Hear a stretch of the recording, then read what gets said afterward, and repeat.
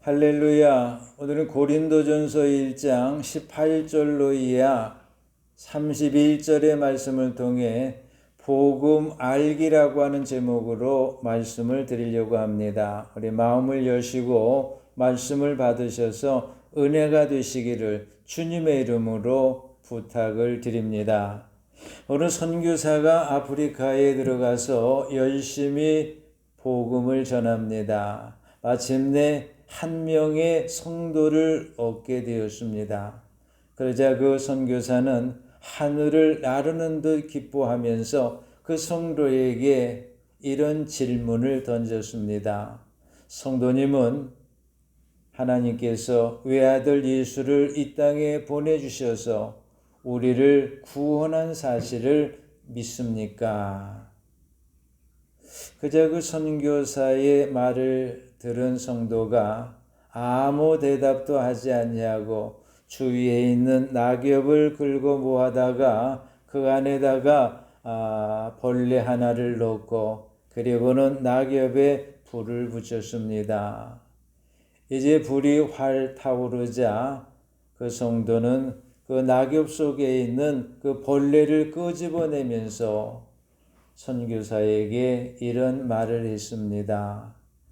하나님께서는 외아들 예수를 이 땅에 보내주셔서 우리를 지옥불 속에서 건져내 주셨습니다. 바로 이런 것이죠. 오늘 성경 본문을 열게 되면 십자가의 도라고 하는 말씀으로 시작하고 있는 것을 볼 수가 있습니다. 여러분, 십자가의 도라고 하는 것이 무슨 말입니까? 이것은 예수 그리스도의 십자가를 통해 얻어지는 구원의 진리를 가르치는 말입니다. 그렇다면 이 말을 좀 더 줄이면 어떤 말이 될까요? 그건 바로 복음이라는 말입니다. 그렇다면 여러분, 복음이 뭡니까?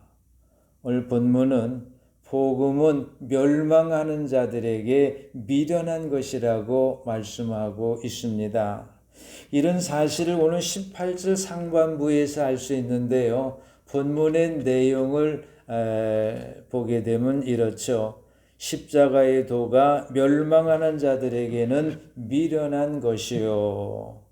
그렇습니다. 구원받지 못하고 멸망하는 자들에게는 복음이 미련하게 보입니다. 그래서 그들은 복음을 받아들이지 않는 겁니다. 그렇다면 구원을 받지 못하고 멸망하는 자들은 누굴까요? 오늘 본문 23절에서 보게 되면 그들은 당시 유대인임을 말씀하고 있습니다. 그렇다고 당시 유대인들 모두가 구원을 받지 못한다라고 하는 말은 결코 아닙니다. 다만 그들 대다수가 구원에 이르지 못한다, 구원을 받지 못한다라고 하는 말입니다. 여러분, 왜 그런 걸까요? 왜 그들 대다수가 구원을 받지 못하는 것일까요? 그것은 그들이 복음의 주제이신 예수를 자신들이 꿈꾸고 바라는 메시아로 보지 않기 때문입니다. 그렇다면 그들이 꿈꾸고 바라는 메시아는 어떤 메시아입니까? 그들이 꿈꾸고 바라는 메시아는 수치스럽게 십자가에 못 박히는 메시아가 아니라 예전에 다윗 왕처럼 이스라엘을 막강한 큰 나라로 회복시킬 영광스러운 왕인 겁니다. 따라서 수치스럽게 십자가에 못 박히신 예수는 유대인들에게는 걸림돌에 불과할 뿐입니다. 그래서 그들 대다수가 오늘날까지도 복음을 꺼리끼고 받아들이지 않고 있습니다. 그러나 우리가 성경 속에 들어가서 보게 되면 장차 세상의 마지막 날이 임박하면 유대인들이 복음에 대한 꺼리낌을 회개하는 일이 일어난다라고 말씀하고 있습니다. 한편 오늘날 우리는 일찍이 성령을 통한 하나님의 은혜로 복음을 믿어 구원받게 되었고 하나님의 자녀가 되었으니 얼마나 감사한 일인 겁니까? 그러므로 우리는 이 구원의 은혜에 우리가 입술로 말로 감사할 수 있어야 합니다. 마음으로도 감사할 수 있어야 하고 우리가 행동을 통해서도 감사할 수 있어야 되고 우리의 시간을 들여서도 감사할 수 있어야 되며 우리의 물질을 들여서도 감사할 수 있어야 합니다. 여러분 모두가 이처럼 감사하심으로 구원의 은혜에 감사하심으로 감사하는 자에게 베풀어 주시는 하나님의 은혜로 충만하시기를 주님의 이름으로 축원합니다. 축원합니다. 또한 본문은 구원을 받지 못하고 멸망하는 자들은 당시에 이방인임을 말씀하고 있습니다. 그렇다고 당시의 모든 이방인들이 구원에 이르지 못한다라고 하는 말은 결코 아닙니다. 다만 그들 중 대다수가 대다수의 유대인들처럼 구원에 이르지 못한다라고 하는 말입니다. 그렇다면 그 이유가 뭘까요? 그 이유는 대다수의 유대인들이 복음을 미련한 것으로 보고 받아들이지 않는 것처럼 대다수의 이방인들 역시도 복음을 미련한 것으로 보고 받아들이지 않기 때문입니다. 그러나 그렇다고 해서 대다수의 유대인들처럼 대다수의 이방인들도 자기들이 꿈꾸고 그리고 바라고 기다리는 메시아가 따로 있기 때문은 아닙니다. 다만 대다수의 이방인들이 복음을 미련한 것으로 보고 믿지 않는 이유는 그들에게는 복음을 아는 지혜가 없기 때문입니다. 이런 사실을 19절로 20절에서 이렇게 말씀하고 있죠. 기록된 바 내가 지혜 있는 자들이 지혜를 멸하고 총명한 자들의 총명을 폐하리라 하였으니 지혜 있는 자가 어디 있느냐 선비가 어디 있느냐 이 세대의 변론가가 어디 있느냐 하나님께서 이 세상의 지혜를 미련하게 하신 것이 아니냐. 여기서 우리는 대다수의 이방인들이 복음을 미련한 것으로 여기는 이유가 하나님께서 세상의 지혜 곧 이방인들의 지혜를 미련하게 하셨기 때문임을 알 수가 있습니다.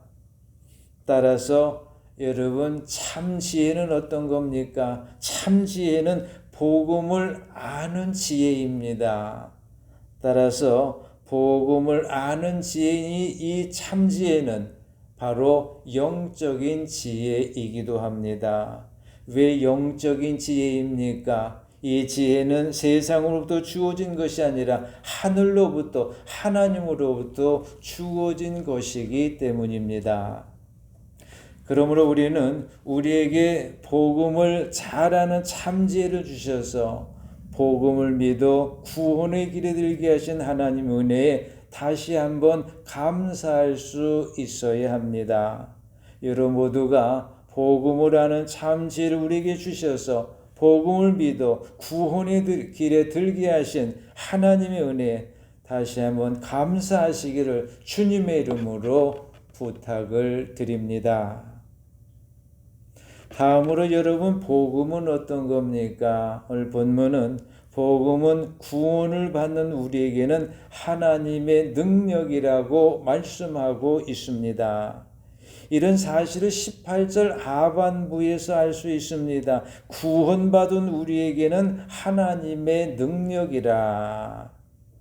그렇습니다. 멸망하는 자들에게는 미련하게 보이는 복음이 복음을 통해 구원을 얻은 우리에게는 하나님의 능력입니다.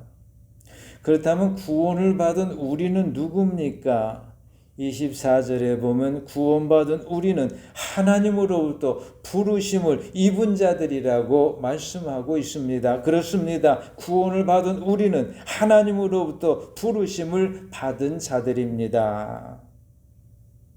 그리고 하나님으로부터 부르심을 받은 우리 가운데는 오늘 본문에 보니 유대인들도 있고 헬라인들도 있음을 알 수 있는데요. 헬라인들은 이방인들을 지칭하고 있습니다. 근데 여러분 27절로 8절에 가서 보게 되면요. 하나님으로부터 부르심을 입은 자들을 다음과 같이 소개하고 있습니다. 그들은 미련한 자들이라고 말씀하고 있으며 그들은 약한 자들이고 그들은 천한 자들이고 그들은 멸시받는 자들이고 그들은 없는 자들이라고 소개하고 있습니다. 저는 이것을 정리해서 이렇게 말씀드릴 수 있습니다. 세상에서 소외된 자들이다. 반면에 하나님으로부터 부름받지 못한 사람들, 그들은 누굽니까? 본문은 그들은 지혜 있는 자들이고 그들은 총명한 자들이고 그들은 선비들이고 그들은 변론가들이라고 말씀하고 있습니다. 이들 어떻게 정의하면 될까요? 세상에서 명성 있는 자들이라고 정의할 수 있습니다. 근데 하나님께서는 이처럼 세상에서 명성 있는 자들을 택하지 아니하시고 오히려 세상에서 소외된 자들을 택하셨습니다. 왜 하나님은 그렇게 선택을 하셨던 것일까요? 그 이유에 대해 오늘 본문은 이렇게 말씀하고 있죠. 세상에서 명성 있는 자들을 부끄럽게 하시며 그들을 폐하려 하심이라고 말씀하고 있습니다. 그런데요, 여기서 우리가 반드시 알아야 될 것이 있습니다. 그건 뭔가 하니 하나님께서는 어떤 사람을 선택할 때 그 사람이 세상에서 갖추고 있는 어떤 조건을 보시고 택하는 것이 아니라고 하는 점입니다. 따라서 하나님의 선택은 오직 하나님의 주권적이자 그분의 무조건적인 선택에 따른 겁니다.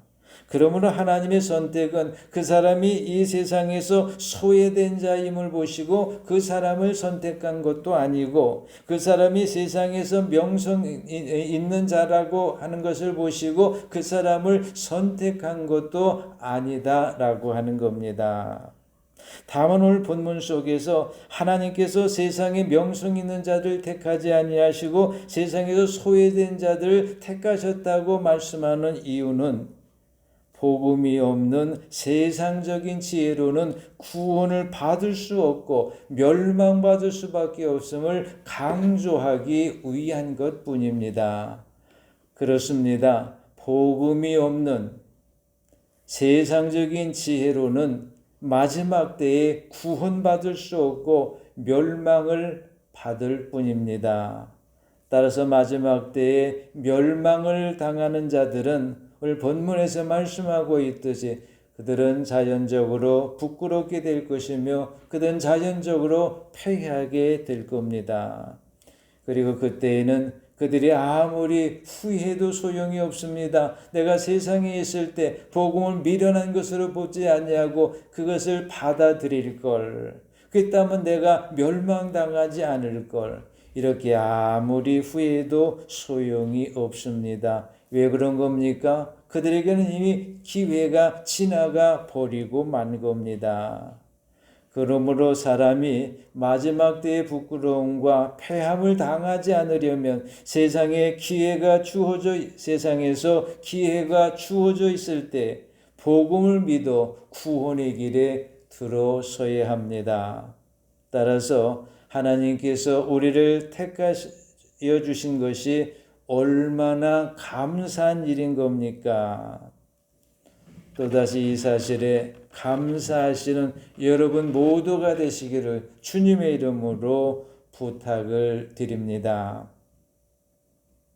여러분, 하나님께서 사람을 선택하실 때 오직 하나님의 주권적이자 무조건적인 선택을 하신 이유에 대해서 오늘 본문 29절은 분명하게 이렇게 말씀하고 있습니다. 이는 아무 육체도 하나님 앞에서 자랑하지 못하게 하려 하심이라.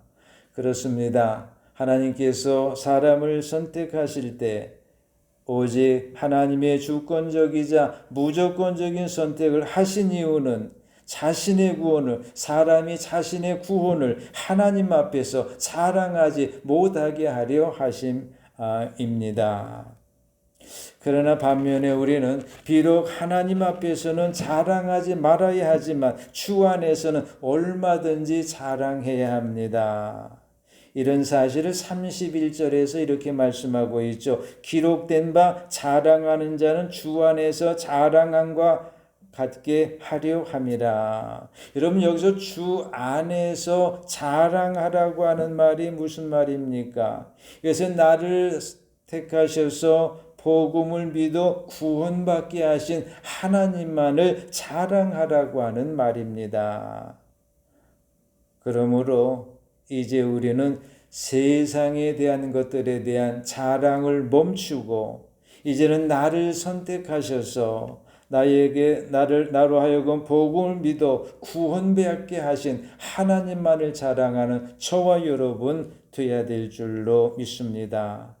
여러분 모두가 나를 택하셔서 구원받게 하신 하나님만을 만방에 자랑하시는, 그래서 하나님을 기쁘시게 하는 여러분 모두가 되시기를 주님의 이름으로 부탁을 드립니다.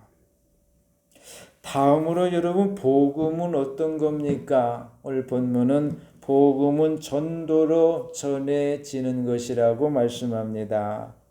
이런 사실을 13절 하반부에서 알 수가 있죠. 본문을 보면 이렇습니다.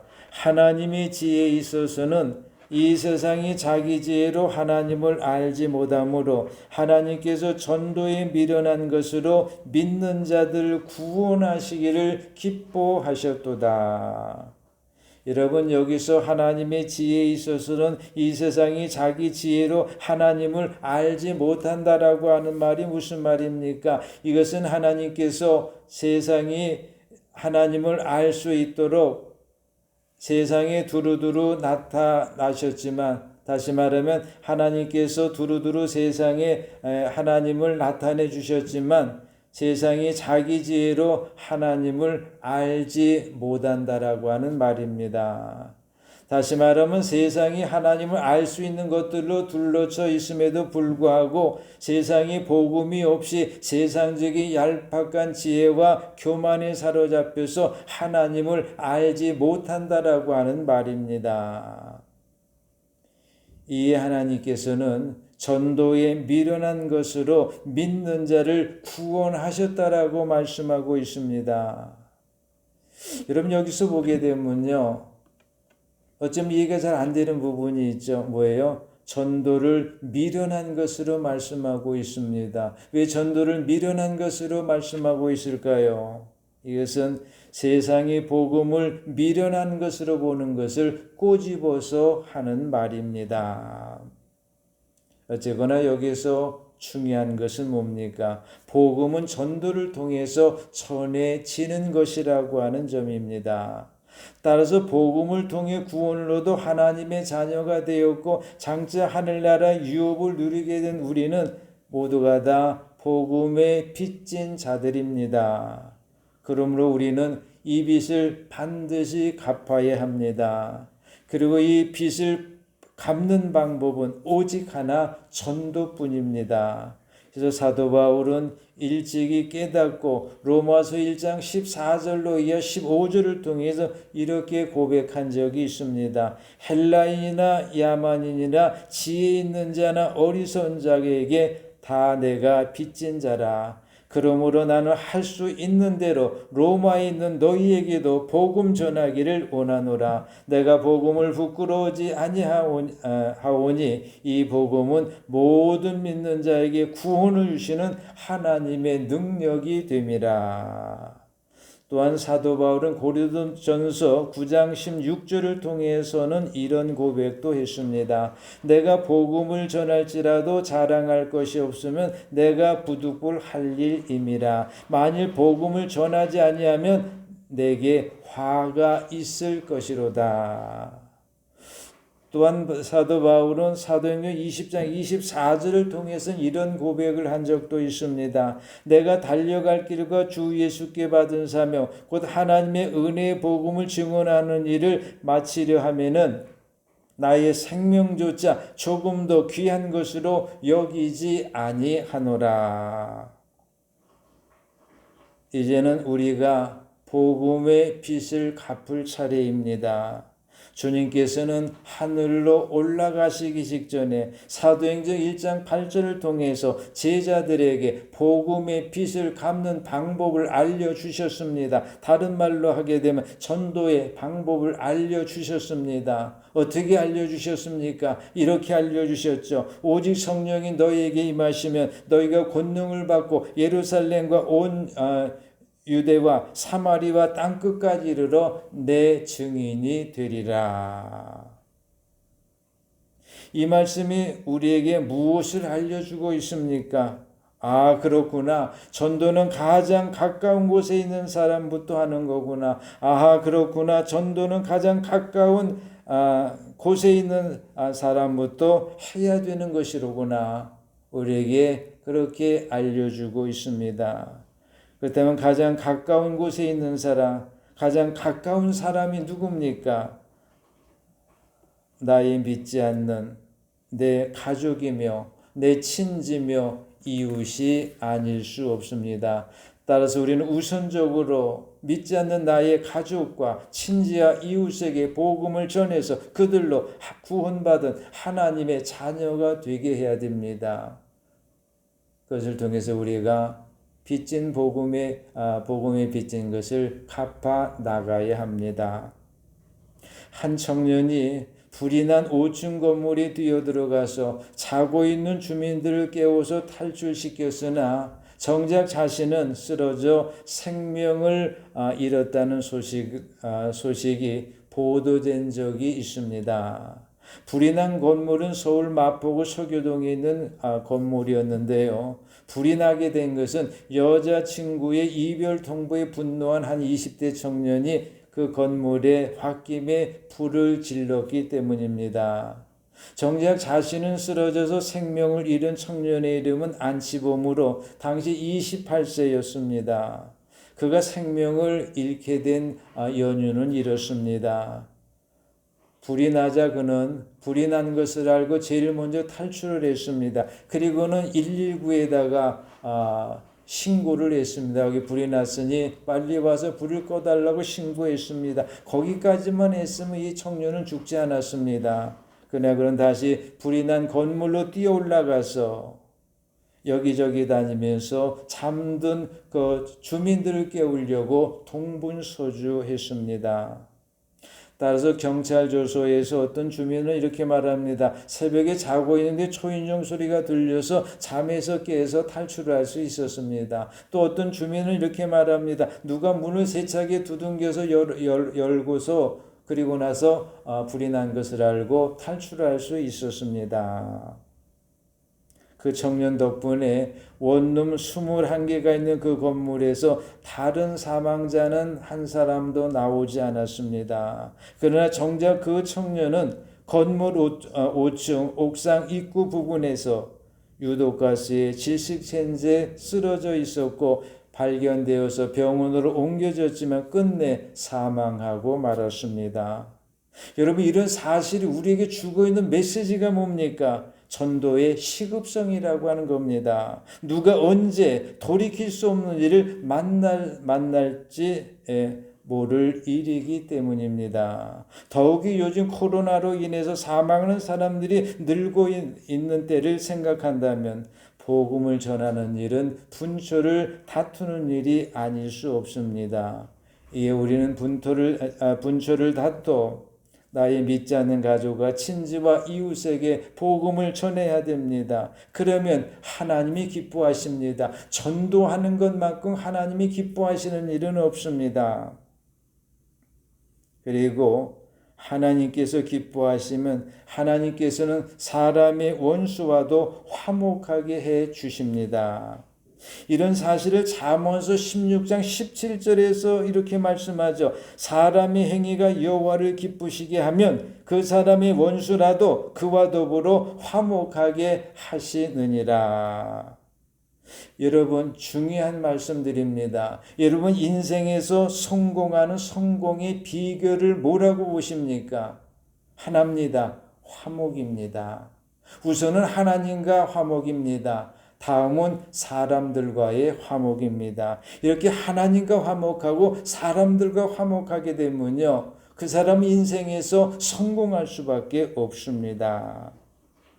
여기서 하나님과 화목하게 되는 비결은 뭡니까? 하나님을 신앙하면 됩니다. 그런데 사람과의 화목은요, 꼭 집어서 뭐라고 말할 수 없을 정도로 매우 복잡다단합니다. 그런데 이처럼 복잡다단한 사람과의 화목을 하나님께서 원수라도 화목해 해주신다고 하시니 하나님을 기쁘시게 하는 일이야말로 인생 성공의 길이 아닐 수 없습니다. 여러분 모두가 분초를 다퉈 우선적으로 나의 믿지 않는 가족과 친지와 이웃을 전도하심으로 그들로 구원받은 하나님의 자녀가 되게 하시고 여러분은 하나님을 기쁘시게 해드림으로 말미암아 하나님과의 화목은 물론 하나님의 도우심으로 인해서 사람들과도 화목하심으로 인생에서 성공자가 되시기를 주님의 이름으로 축원해 드립니다. 축원합니다.